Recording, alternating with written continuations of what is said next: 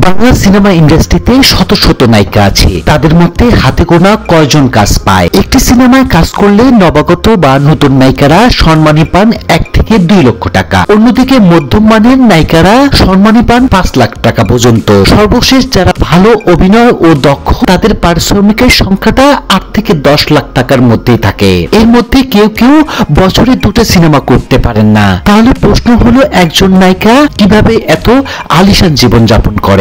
তাদের আয়ের উৎসটাই বা কি?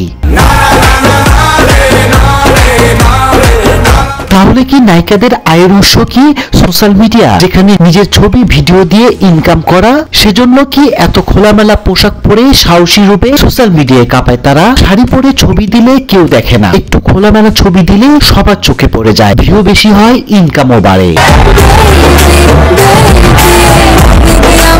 নাকি এর মাঝে লুকিয়ে আছে অন্য কিছু? নিজেকে নিজে প্রমোশন করা মানে প্রযোজক পরিচালকের দৃষ্টি আকর্ষণ করা, যাতে সহজে নায়িকাদের কাজের অফার পেয়ে যান।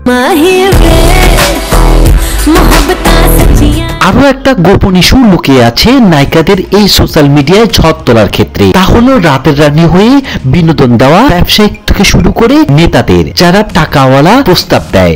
রিসোর্টে এক রাতে 1 থেকে 2 লক্ষ টাকা। নায়িকা বেচারীরা কি দোষ? নিয়মিত সিনেমা থাকলে তো এই অপশন ইগনোর করতে হতো। আর প্রত্যেকের তো যৌন চাহিদা আছে, তাই কথিত নায়িকারা ছুটছে হোটেল বা রিসোর্টের দিকে।